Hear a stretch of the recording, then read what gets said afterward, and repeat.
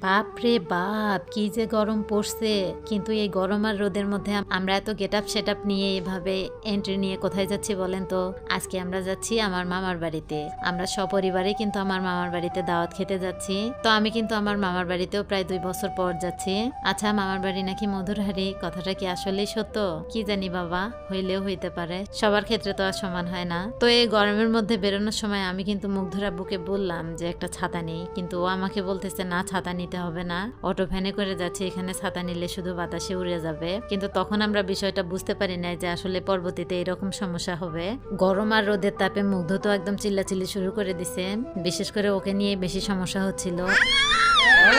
এত পরিমাণ রোদ যে রোদে মুখ জ্বলে যাচ্ছিল আমাদের সবারই। আমরা বড়রাই টিকতে পারতেছিলাম না, তাহলে ও তো ছোট মানুষ, ও কেমনে সহ্য করে? তো যাই হোক, আমার ছেলেটার কিন্তু অনেক ধৈর্য।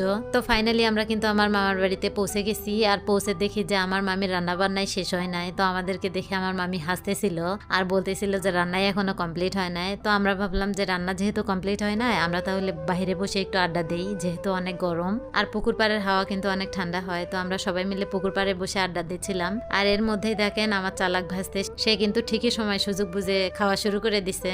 তো যাই হোক, আমরা সবাই মিলে আড্ডা দিচ্ছিলাম আর এর ফাঁকি মামির ডাক পড়ে যে রান্না বান্না শেষ। তারপর আমরা সবাই মিলে খাইতে বসি। মামার বাড়িতে আসছি, মামার বাড়িটাই তো এখনো দেখাই নাই আপনাদেরকে। তো এই হচ্ছে আমার মামার বাড়ি। আমার মামার বাড়িটা কিন্তু অনেক সুন্দর, আশেপাশের পরিবেশও অনেক সুন্দর, আমার মামা মামি অনেক সুন্দর। আর এই যে এখন যাকে দেখতে পাচ্ছেন, ইনি হচ্ছেন আমার একমাত্র মামাতো ভাই। আমার মামাও একটা, মামাতো ভাইও একটা। তো তারপর চলে আসে আমাদের খাওয়া দাওয়ার পর্ব। আর খাওয়া দাওয়া শেষ করে আমরা কিন্তু বাসায় চলে আসি। আর আমরা কিন্তু যাওয়ার সময় রোদের ভিতরে গেলেও আসার সময় কিন্তু আমরা সন্ধ্যার আগে আগে আসি, কারণ ঠান্ডায় ঠান্ডায় আসতে মজাই লাগতেছিল আসার সময়।